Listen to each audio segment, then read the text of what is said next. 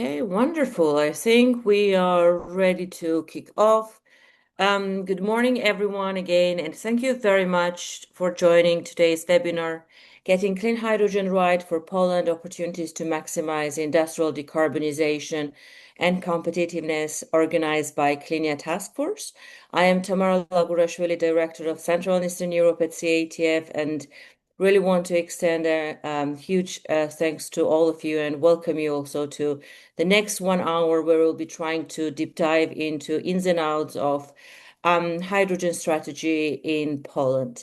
For those of you who might not be familiar about CATF or might be joining our webinar for the first time, Climate Task Force, or CATF for short, is a global climate organization. We have been in this space for nearly 30 years now and working really at the intersection of policy, business, narrative, and technology change in order to scale up some of the most crucial technologies to tackle the ramifications of the climate change. If you're new in this space, we really welcome you to really look at our website and reach out to any of us, as we are always welcoming new thought partnerships and collaboration opportunities.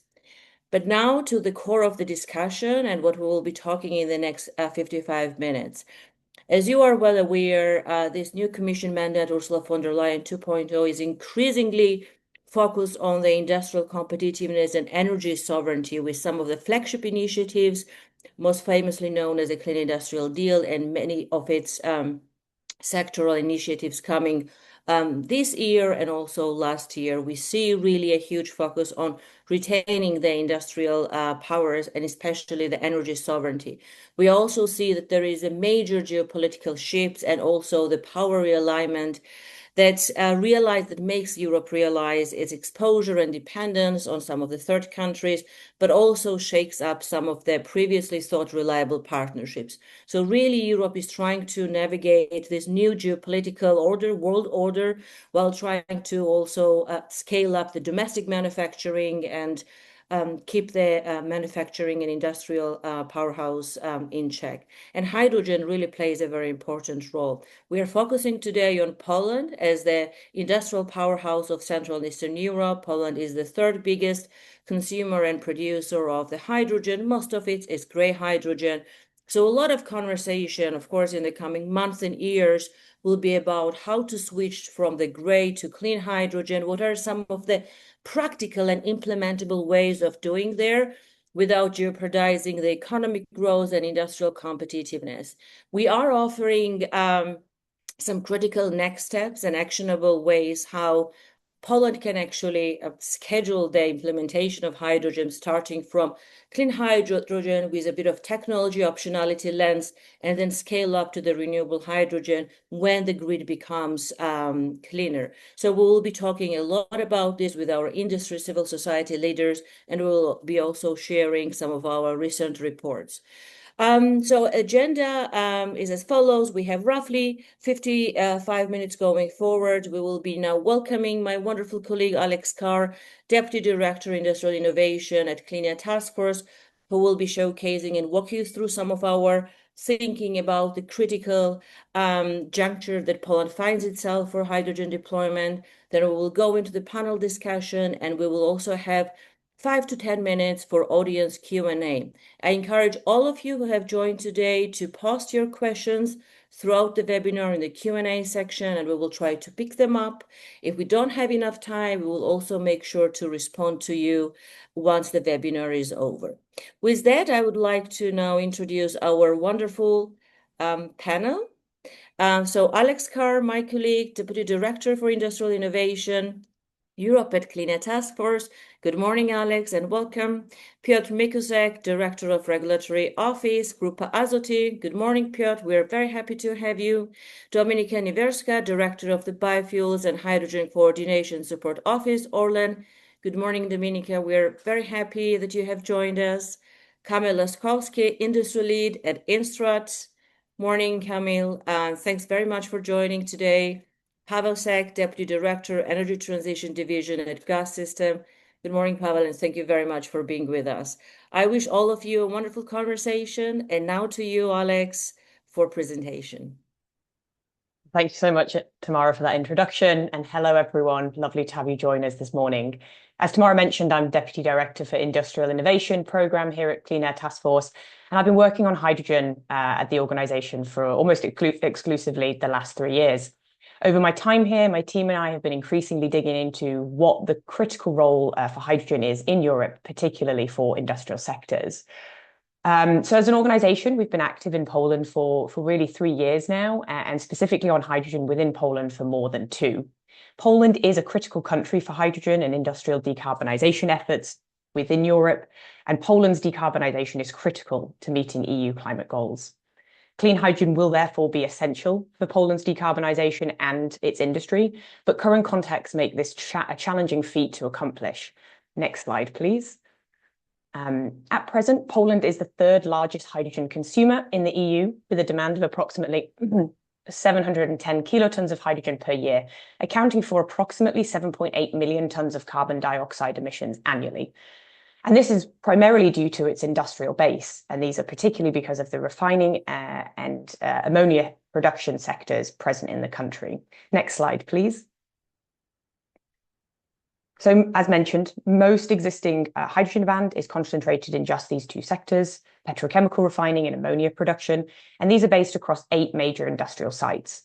Hydrogen is also the leading decarbonisation option for primary steel production, and Poland has one primary steel production site in the country. Clean hydrogen deployment should therefore focus on these existing demands and, where feasible, additional heavy industries such as primary steel for its deployment. Kickstarting decarbonisation of the most emissions-intensive industries will be essential, and it will also provide secure offtake of clean hydrogen for new developers within the country and within Europe. Next slide, please. So under the EU Renewable Energy Directive, also known as RED III, each member state is already mandated to use at least 42% renewable hydrogen in their industry by 2030. For Poland, this will require at least 180 kilotons of RFNBO, renewable fuels of non-biological origin, aka renewable hydrogen. But at present, this cannot be met through alternative hydrogen production pathways, and it's only eligible to be met with renewable hydrogen. And there are significant challenges in achieving this by 2030.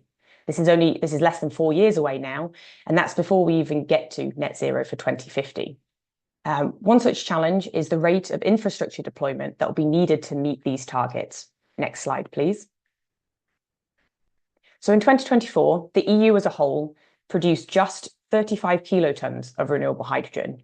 So over 5 times of this volume is needed for Poland to meet its 2030 RED III mandate. It will also need 1.7 gigawatts of electrolysis capacity over the next 4 years, which is an unprecedented rate of deployment for this technology. Additionally, it will also need 10 terawatt hours of renewable electricity needed to power it. Given the reliance of coal power the Polish electricity system has, renewable electricity would be better placed decarbonising power to displace coal and lignite use for power production. This would realise a displacement of around 830 grams of CO2 per kilowatt hour, compared with just 205 grams of CO2 per kilowatt hour that would be realised by using the same renewable energy to produce renewable hydrogen for displacement of grey hydrogen. Next slide, please. Meeting the typical baseload demand of an industrial site would also be extremely difficult under RED III rules on eligible electricity use.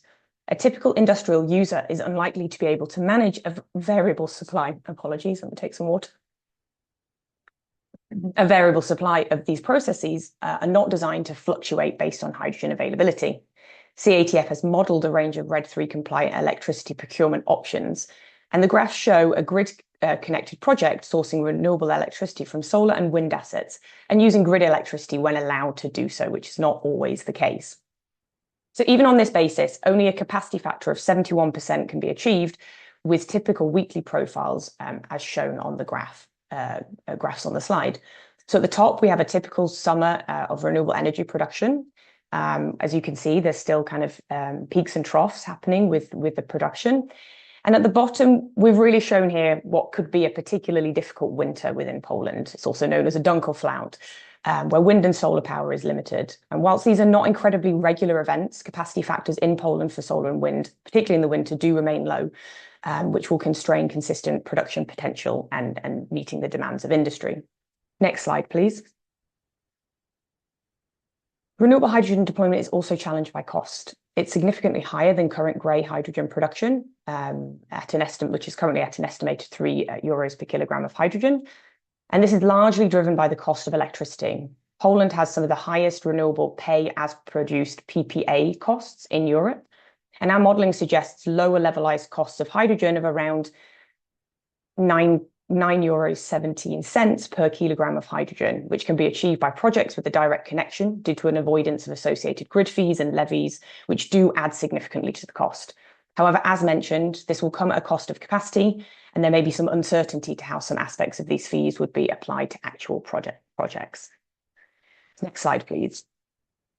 So what we've done is we've also looked at the opportunities for low carbon hydrogen, which is the production of hydrogen through the reformation of natural gas with CCS as an alternative production pathway for Polish industry, which could provide a consistent, reliable and lower cost supply of clean hydrogen. It has the benefit of that stable output and could achieve the same level of emissions reductions as renewable hydrogen. The levelized cost of hydrogen for low carbon hydrogen is highly dependent, though, on the cost of natural gas and, to a lesser extent, CapEx. Studies on capital costs are highly variable, as are natural gas costs. And so we've produced a range of options that have been modelled for low carbon hydrogen costs, varying between just above €2 up to almost €6 per kilogram of hydrogen, but coming in lower than renewable hydrogen in Poland. Next slide, please. So the approach of considering deploying low carbon hydrogen using CCS would necessitate a close alignment between wider industrial decarbonisation plans, particularly for carbon capture and storage, and hydrogen strategies, as the CCS infrastructure that is planning to be developed in the country will be essential for low carbon hydrogen projects. These CO2 transport and storage networks would benefit significantly from economies of scale, and Poland should seek to assure strategic deployment in regions with high density of industrial plants, known as industrial clusters. Low carbon hydrogen projects can act as anchor emitters, ensuring sufficient scale and driving down the costs and spreading high capital infrastructure expense across multiple industrial users. It also reduces CO2 storage costs to each facility and creates a wider backbone for wider industrial decarbonisation, while also maintaining competitiveness. An example of this that we have on the screen within southern Poland is the Silesia and Opole region, where much of the cement, lime and plaster industry is located, along with a number of hydrogen users and the primary steel plant mentioned previously. Next slide, please.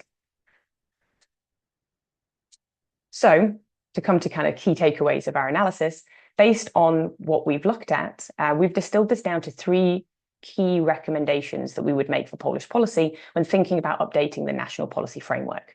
So first, focus on current users in heavy industry, sectors already using hydrogen and want to secure a stable, long-term offtake that will drive decarbonisation in these hard to abate sectors. 2, take a staggered approach to different hydrogen production pathways. Use every tool in the toolbox available to accelerate meaningful deployment today and wider deployment in the future. And also align with industrial decarbonisation and CCS strategies, with low carbon hydrogen as a critical enabler for CCS infrastructure in industrial clusters. A final slide, please. So this was just a small snapshot of our report, so please do scan the QR code and visit the Clean Air Task Force website to read more about our analysis and the recommendations in our report, and also to learn more about our hydrogen work in Poland. We'll now finish with the presentation and we'll turn to our moderated discussion, which I will host, along with our expert panelists as introduced by Tamara at the beginning of the webinar. So thank you for coming back onto screen. Please do turn your cameras on if you haven't done so yet. And just a bit of context, we'll start with a couple of introductory questions to each panelist from myself, followed by a Q&A with you, the audience. So please have a think and already submit your questions into the chat. We'll follow this and make sure that we can ask some questions before we wrap up at 12 o'clock. So to start, I'm going to turn to you, Pavel. Gas System has recently taken on the role of Poland's hydrogen transmission system operator, developing infrastructure for a dedicated hydrogen backbone and integrating hydrogen into the national energy system. In this capacity, Gas System will play a critical role in shaping the pace, scale and sequencing of hydrogen infrastructure that is critical for industrial decarbonisation. So according to you, which hydrogen-related infrastructure investments are the most critical to ensure hydrogen becomes an enabler rather than a bottleneck for industrial decarbonisation in Poland? Well, I would like to have an easy answer on that question. For instance, that the transmission infrastructure is the bottleneck because gas system is very experienced in developing, implementing the transmission infrastructure. So that bottleneck could be easily liquidated in a reasonable time frame. But in my opinion, the problem is that it's not the the only one bottleneck that we have in the let's say hydrogen-related infrastructure investments development. We should take a look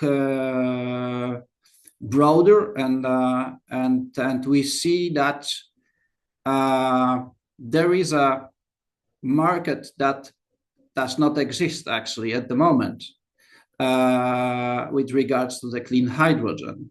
So the all hydrogen related infrastructure investments are necessary.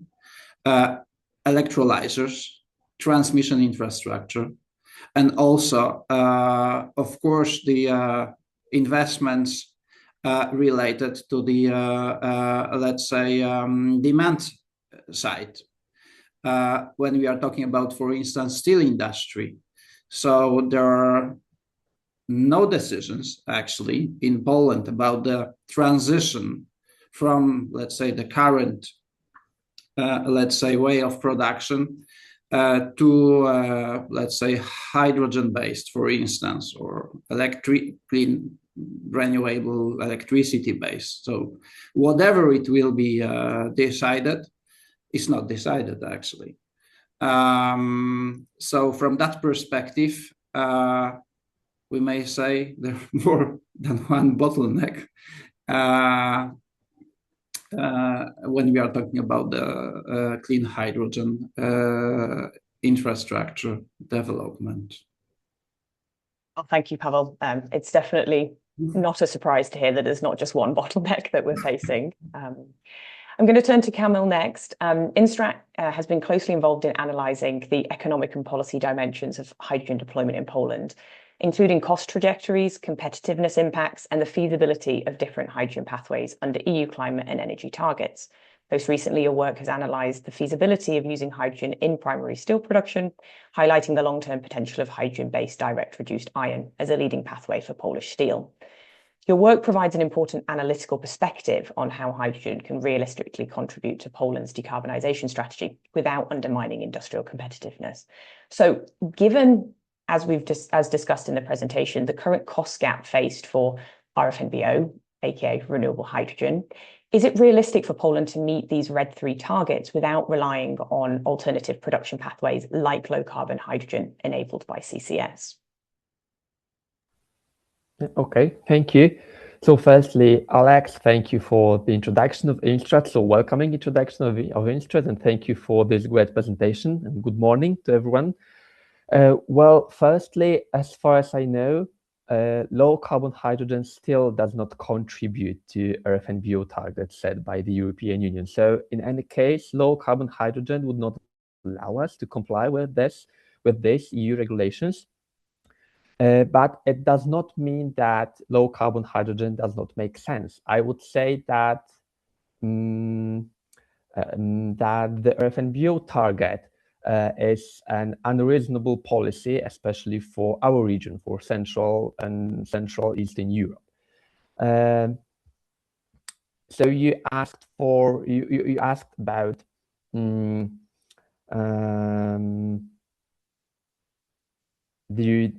asked about whether RFNBO is a realistic option for Polish hydrogen economy, and in the terms of economy, well, it is not feasible, especially in the time frame provided by the European Union. We would not be able to deliver so much RFNBO hydrogen at competitive cost until 2035 and until 2040. But it is not also technically feasible. So RFNBO hydrogen would be equally costly, given the fact that Poland would not provide enough cheap electricity until 2035 and 2040, and given the sluggish and limited deployment of renewables infrastructure and hydrogen infrastructure, it would not be feasible to comply with this target in the time frame provided by the European Union. So the answer is no, probably, and this is what we also are trying to do at Instrat, is to somehow influence the EU policy to change the direction, to allow low carbon hydrogen, especially low carbon hydrogen from CCS, to include low carbon hydrogen under RFNBO, or not RFNBO, but broader understanding of hydrogen under EU rules. Thank you. It's really helpful to get that perspective of really what's working on the ground at the moment, or perhaps what is not. And I think we're very grateful to be joined by two critical industry representatives based in Poland today, to kind of get your perspective on how this is translating down onto the national and the Polish context. So I'm going to first turn to Dominika. You are working for Orlen. Orlen is a key existing producer and consumer of hydrogen in Poland. And having developed a comprehensive clean hydrogen strategy, Orlen is operating at a pivotal moment for the Polish and European hydrogen ecosystem. Your 2035 strategy anticipates consumption of around 350,000 tonnes of clean hydrogen a year from a mix of domestic renewable and low carbon hydrogen production, as well as from imports. Managing such scale and complexity places Orlen at the intersection of regulatory ambition, technological readiness, and industrial competitiveness. And your perspective is therefore critical in assessing how effectively a transition from grey to clean hydrogen can deliver decarbonisation, but also ensure economic viability for your industry. So I ask you, what competitive risks do you think the Polish industry faces if it is forced to transition rapidly, or maybe even too rapidly, to renewable hydrogen? Hello, brother Dominika Niewielska. Thank you for the invitation for such a great discussion and workshop. So yes, I confirm that Orlen is one of the leader, or even leader, of the decarbonization and climate goals, like the climate neutrality goals till 2050, according to our strategy. In few words, if I can underline what risks competitiveness is, of course, costs, lack of availability of renewables, and energy mix in Poland. But if I could tell you something more about it. So, of course, one of the main points that we have to take into account is that renewables shouldn't be taken as an isolated role. So renewables should be taken as an element of a hydrogen whole value chain, renewable hydrogen value chain. That's for sure. The second one is, of course, energy mix of Polish energy sector. And so we know what is the emission of this electricity. So it's very hard to achieve the goals based on PPAs because of the energy mix. So we have the approach in Orlen to make these activities concerning renewable hydrogen and low carbon hydrogen development in pragmatic way. So we defined some domestic installations based on electrolysis installation, water electrolysis installation sourced by renewables in Poland, of course, in the neighborhood of our assets, mainly in the neighborhood of our refineries. Because of the decarbonization of conventional fuel production processes. But of course, it will be not enough to achieve these RED III targets. That's why we are looking for the opportunities outside Poland, even outside the Europe, to find the economical available renewable hydrogen and low carbon hydrogen. But of course, the bottleneck, as Paweł told you is the infrastructure. That's why we locate our current installations of electrolyzers near the refineries, near the off-takers.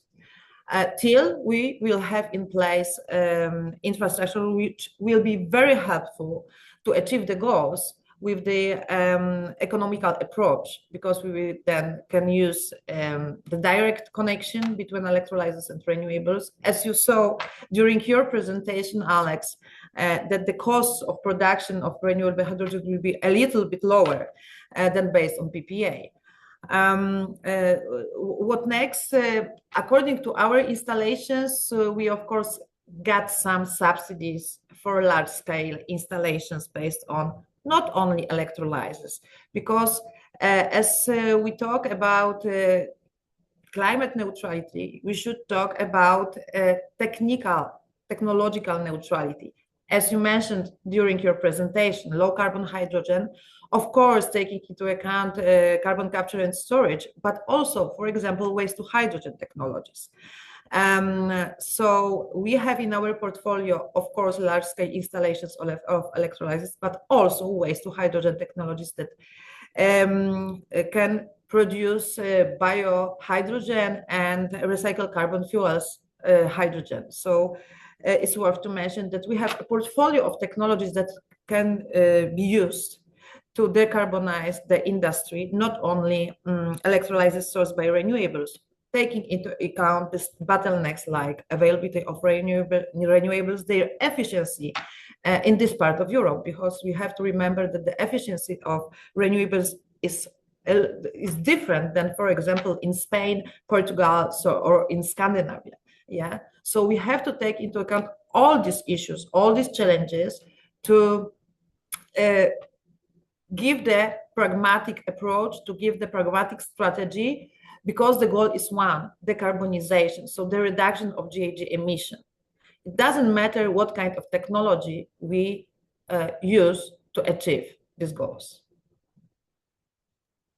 Thank you so much. And it's really interesting to hear the diversification of your portfolio that you're exploring, particularly given the constraints that you have as a member state compared to others with, let's say, a higher capacity factor of those renewable energy sources.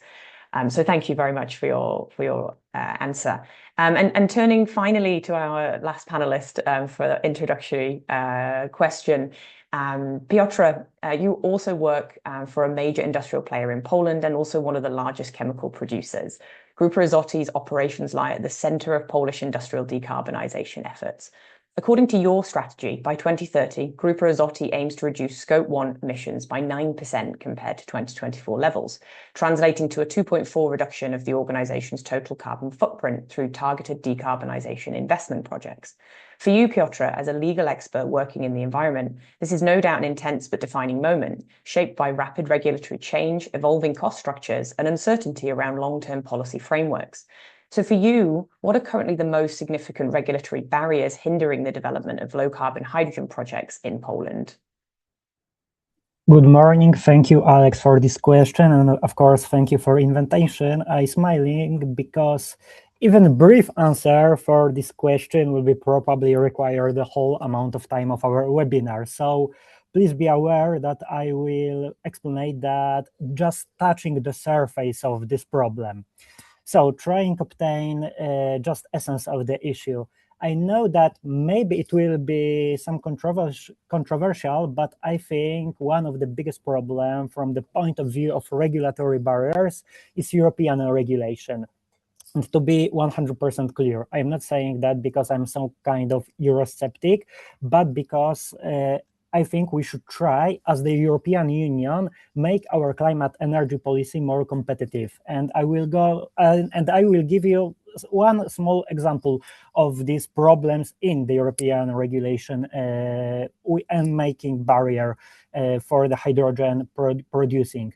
For most people, when we are even in our energy expert bubble, when we say term low carbon hydrogen, it's equivalent for low carbon hydrogen. It means hydrogen produced with emission lower than gray hydrogen. And it is very logic but unfortunately, from the point of view regulation, incorrect, because from the point of view European Commission Delegated Act on low carbon fuels, low carbon hydrogen is only hydrogen that is produced with at least 70% reduction emission compared to fossil fuels comparator, and of course where the energy content is derived from non-renewable sources.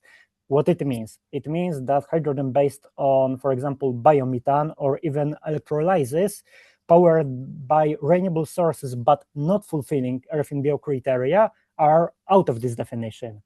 Also, it's fun fact, but nuclear power achieves, from the point of view, this definition conditions low carbon hydrogen, but is expresses verbis mentioned in delegated act that it's this kind of hydrogen is excluded from the low carbon fuels definition. So this is one quite vividly example, but of course there is a more problem. Another example, very narrow scope of production on the UTS directive that are recognized as permanently chemical bounded in a product. Because from the point of view, of course, using CCS is really important to lower prices of ETS, complying with ETS. So I think from the point of view of regulatory, we have a big issue with the European Union regulatory, but to be honest, we cannot blame the European Commission for the lack of, for example, national regulation specifying acceptable carbon dioxide storage in Poland, or lack of support mechanism aimed to developing low carbon hydrogen. So I think this is one kind of example that we have regulatory barriers hindering in the European level, but also we have some issues in our Polish level with regulatory landscape. Thanks so much, Piotr. It's incredibly detailed. And as you say, I'm sure there's much more that you could go into on the details of that. I did want to just ask one follow-up question to you on this, and that pertains to what you touched on right at the end around the support schemes available. So as we know, to meet RFNBO targets, the EU has several opportunities to apply for funding. Dominika touched on this a little bit for renewable hydrogen development and deployment. But I'm wondering, at the Polish level, is there any dedicated support schemes at national level for CCS-based low-carbon hydrogen? And which mechanisms do you think would be the most effective from an industrial perspective? Okay, thank you for this additional question. I am not sure I am the right person to answer this question because I am not a representative of the government, but I will try give you answer with my current knowledge about this. Because if we look on our Polish National Energy Climate Plan, which has not yet been officially updated, we can see that CCS and CCU is indicated as one of the key elements of industrial decarbonization. In our National Energy and Climate Plan, obviously is focused in the field of hydrogen on RFNBO, which, to be honest, in my opinion, is a big mistake. But let's say that if we have support for CCS, not even directly linked to low carbon hydrogen, it is also potential for low carbon hydrogen production. However, it is raising a fundamental question: who will finance this support mechanism and how it will be constructed? We can, of course, choose from financing model that is focused on investment support, operational support, or some hybrid models. But in my personal opinion, I think the best solution in Poland will be contract for difference, carbon contract for difference, that compensates for the hydrogen producers difference between the cost production in current technological route and production path in this decarbonized technological route or model. So I think this exactly mechanism could be really beneficial for Poland because it is really flexible and we can create them and adding to them a lot of elements that will impact on the producer, and also budgetary state aid elements, and will be some kind of how to say it, protected them, because we can add, I don't know, price of natural gas as a one factor that is impacting on the strike price. We can add ETS costs, of course. So I think this pathway will be very beneficial, and we see in Germany, in Klimaschutzverträgen, this exactly mechanism, carbon contract for difference. So I think we should really focus on them. And also because we in Poland have one great example that using this mechanism could be beneficial, because our renewable sources is supported by a contract for difference in system auction model in our act that is supporting renewable energy sources. So I think carbon contract for difference could be this key element of for production of low carbon hydrogen in Poland. So much for that detailed answer. And whilst you are not a policymaker, as you said at the beginning, you've given us a really good insight in what may work and drawing parallels to the renewable energy auctions that already exist, as well as I think a critical point that you raise around aligning funding for carbon capture and storage can also be relevant and applicable to low carbon hydrogen production. And I think critical is really trying to align these efforts and not treating them as separate efforts or separate deployment. So Dominika, I wanted to turn back to you and think about that sequencing piece a little bit more. And how do you think Poland should sequence the transition from grey to low carbon and renewable hydrogen in its updated hydrogen strategy to ensure that we're compliant with the targets that are set, as well as remaining economically viable? So according to Polish strategy, I'm not the fan of to update the Polish hydrogen strategy. Why? Because as Piotr said, support mechanisms, subsidies are needed right now to be in place, to be on the table, to give the carrot for industry, for real activities. So this is the point, not to focus all, this people who will prepare the actualization of the strategy, but to focus on real system mechanism that help to create real development, not on slides and papers, but in real activities. So this is for sure the main activity that should be taken right now. And the second is delegated acts concerning the RFNBO production. So we need a real voice of our government at European level. The delegated acts and additionality approach and hourly correlation should be postponed. That's for sure. We made a lot of analysis with technical advisor, not from Orlen, but really international companies, and we prepared this analysis that showed that with this regime of additional acts, we are not able to produce even apart from the prices, the cost of production, we are not able to produce so much renewable hydrogen, even not telling about the targets from RED III directive. So this is the point. The lobby at European level to help Polish industry to show at European level what is needed here in Poland. That's one. And the second one is to be the lobbyist for regulatory framework that will help for development, not only be the obstacle.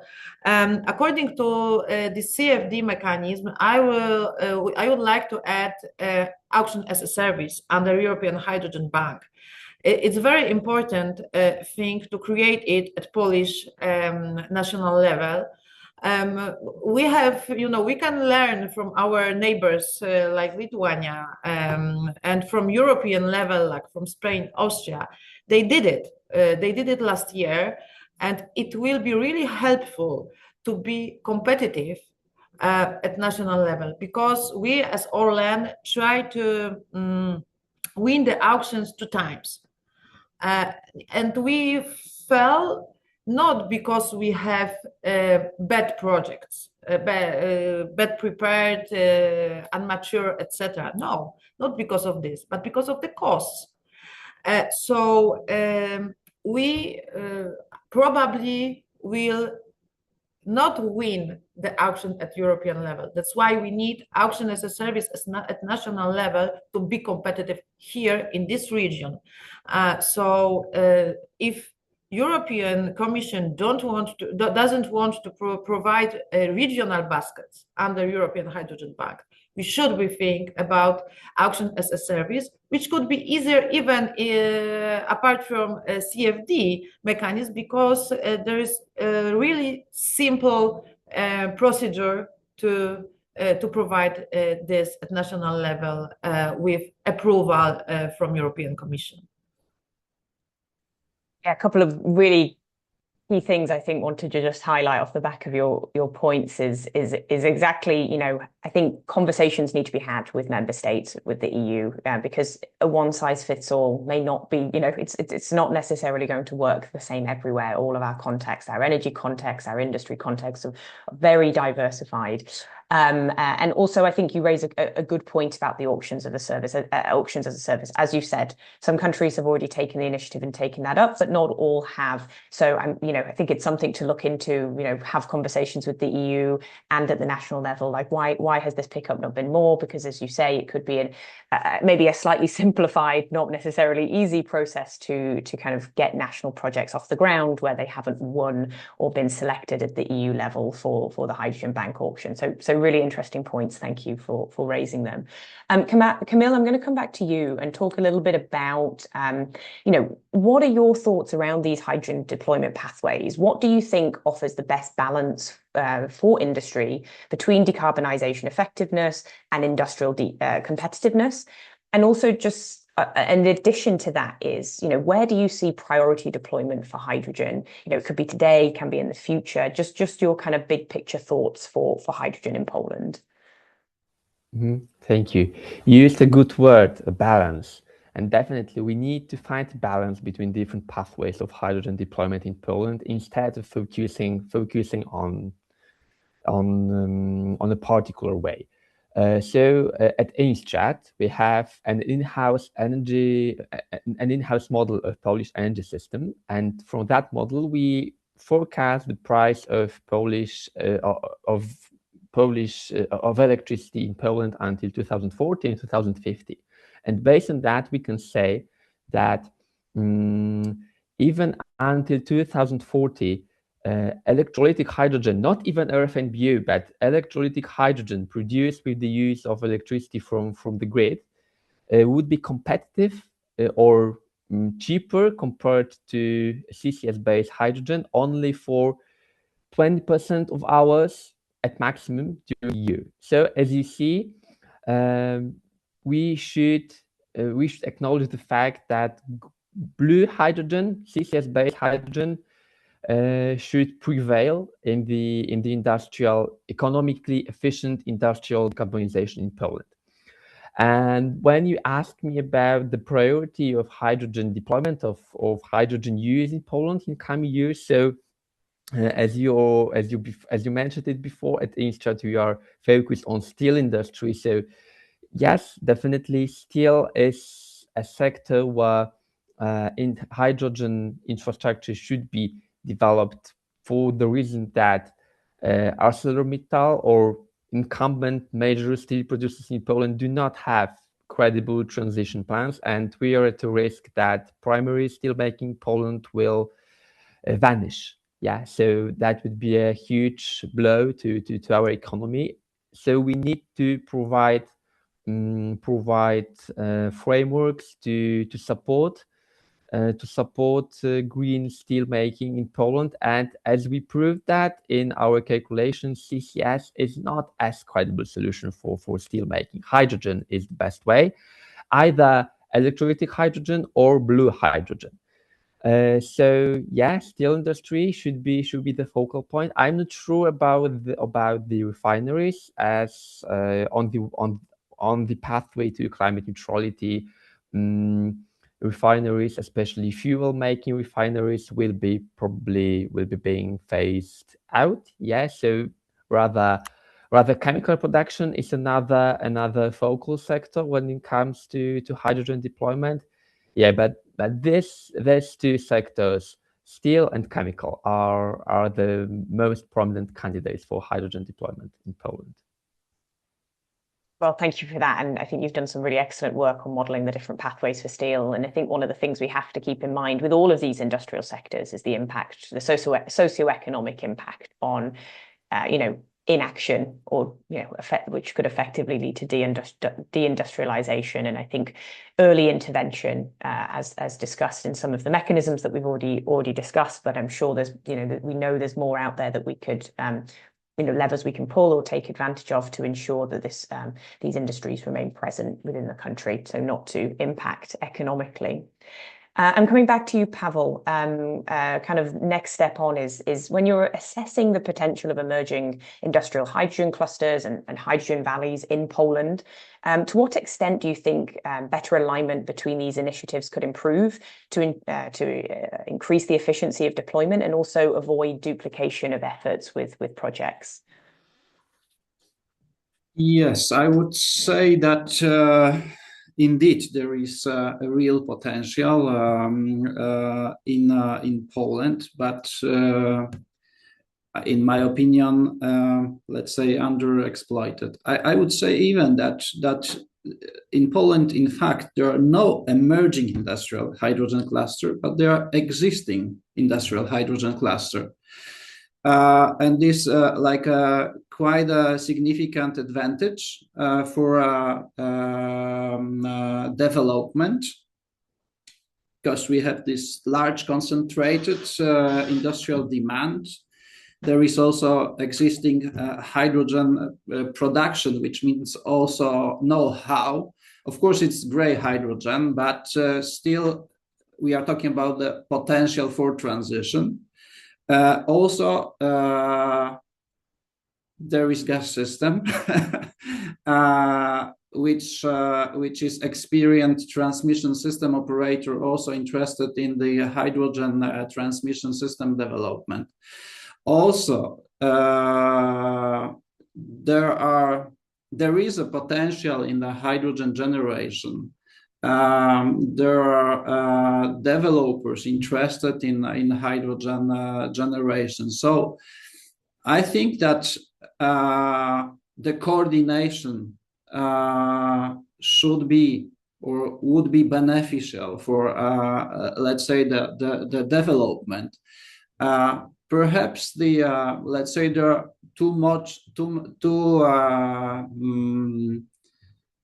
too big focus maybe in let's say hydrogen valleys, for instance, on the pilot projects, not the large scale, a bit isolated. Also,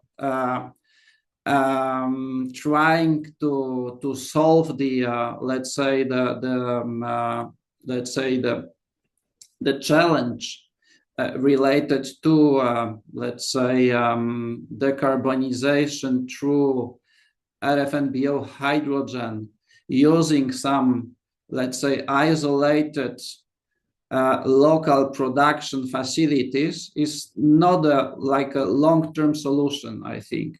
So the coordination is needed really, and we need to scale up the hydrogen initiatives when we think that then it may reach, let's say, acceptable competitiveness level. I mean the prices. So without scaling up, having only like a small scale isolated projects, then we will have to rely constantly on the support schemes without, let's say, any scale up effect at the end. So the coordination specialization, because there are regions that could really focus on, for instance, production, hydrogen generation, like Western Pomerania, Lubuskie, and that's really clear after our inquiry and the number of initiatives submitted from entities interested in hydrogen production. Also, as I said, existing industrial hydrogen clusters. So with a large-scale potential for consumption. So all that must be coordinated, connected in order to scale up, also using at the early stage at least some support schemes that would allow the development. But I think, yeah, wider cooperation is really necessary. So yeah, that would be my answer on that question. Thank you so much. I completely agree that there's almost maybe a call to action within there to say what within kind of Polish at the Polish policy maker level is needed, maybe a coordination body, regionally to kind of manage, work with the development of national strategies and think about how this is being implemented and ensuring that projects are real world at scale developments that are needed so things move and grow in a timely manner. So yeah, really appreciate those insights. Now I'm conscious of the time. We've got about 8 minutes before we close, and we've had a few questions in the chat from our audience. So I'm going to try and ask or kind of pull questions in together so we can ask or kind of answer as many as we possibly can in the short amount of time. So I've seen a few have come through around our conversations related to RFNBO and RED III rules, the ineligibility of low carbon hydrogen. I guess people are asking, do we need to advocate for, does Poland need to advocate for this change? How can we change the targets? Is it too late to change the targets? As well as how is there a pathway for either targets for low carbon hydrogen or these kind of broader hydrogen targets that are eligible for all, kind of a mix of production pathways? So I guess the question within that is, how do you see, or what would your recommendations be for change, if any change, at the EU level to ensure developments can work in a timely manner, scale and decarbonize, but also not impact on the Polish economy and create negative developments or bottlenecks? This is an open question to anyone. I would obviously look to Dominika and Piotr as industry representatives here for your feedback, but equally, Kamil, Pavel, you are welcome to also chime in and answer this. Dominika, shall I look to you first? Yeah, sure. So according to changes to RED III directive, it was approved by all member states, Poland also. We have to remember about it. But the second point is the implementation of this directive into national law. And we have right now the time for consultation and give our approach, our postulates and notices concerning the proposal of this implementation. So, discussion is always needed.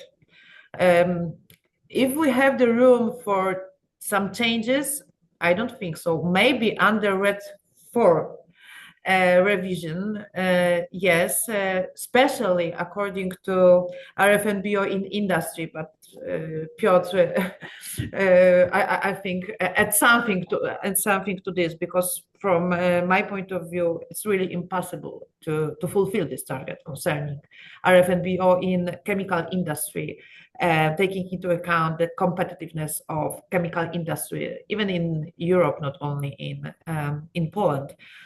In our assets, we have also a fertilizer plant, so we know what we are talking about. Is still a room? I don't think so. Is still some possibilities to include in a Polish regulatory framework some trajectories to achieve the goals, for some discussions with European Commission, how to implement this directive, to not kill the business, the Polish business, Polish industry. I think, yes, we should do it. And I underline once again, regulatory framework is one, support mechanism is the one of the most important thing right now, and pragmatic approach. Thank you, Dominika. Piotr, would you like to come in specifically on the chemicals? Of course. On the aspects of earthing bio targets in industry, and I won't underline this because I will speak only about targets for industry, not for transport. I am Jacobin because I think they should be removed from Renewable Energy Directive, because we have plenty reasons, and one most important, it is not achievable, and it is 100% sure, and we are just mocking on the idea of the law when we imply law which is not achievable in not only in Poland but also in Netherlands, Germany, and also. So this is not problem only from the point of view of Poland, and I want it said clearly. And I think from the point of view of industry, the regulatory mechanism which should deliver our climate energy goals should be ETS, not Renewable Energy Directive. We shouldn't mingle these two mechanisms because we are going on the path of not technological neutrality, because renewable resources, from the name of directive, is focused on renewable energy sources, and ETS should be this basic and fundamental mechanism which give flexibility of investment to choose which path will be not only achievable but also most reasonable from the point of view of the costs. So I think, but from the point of view, of course, in political aspects, I think it will be really hard to change, but regulation is just a consequence of political will, so everything is possible. Thank you. I appreciate that. Looking at the time, I'm going to ask one last quick question. I think trying to end on a bit of a positive note, let's say. So I think one of the questions that came through was saying, what examples have been successful of hydrogen initiatives in Poland? Have we had any that we can cheer loudly about? You know, I think whilst we recognise a lot of the challenges that we have to also celebrate the successes that we've had in development so far. That could be projects or infrastructure. The floor is yours, Dominika. I see you've come off mute. Please do come in. Yes, so to finish with some nice information concerning implementation of hydrogen in new end users like automotive sector. So we implemented Clean Cities hydrogen program in Poland. Right now we have we still till now we've opened 4 hydrogen refueling stations. And we deliver hydrogen automotive quality fuel to all of them. This hydrogen is taxonomy compliant, so it's low carbon under definition of taxonomy. For example, in Poznań, every day 25 buses are fueled by our hydrogen at our hydrogen refueling station. So it is possible. But as I said, with pragmatic approach and with business case, we build business and we locate our hydrogen refueling stations in location where we know that we will have stable offtake, like from public transport operators. And this program shows that not only like Orlen, we can implement such project, but in cooperation with administration, so co-financing and subsidies for public transport operators to buy hydrogen buses, using co-financing from European level, so from Connecting Europe Facility program to co-finance our hydrogen refueling stations and our hydrogen automotive quality production installations. So it is achievable, but it's really have, you know, head and hands to be in line with economic with business and with regulatory.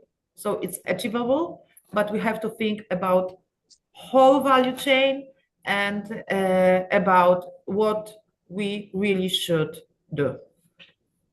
Thank you. And I think there's a really good point, whilst we've predominantly focused on the industry here, the upstream production of fuels is incredibly relevant for industry in Poland, and then obviously where the gate or the consumption of the fuel and the impacts that will have on transportation emissions as well. So thank you so much for demonstrating that project.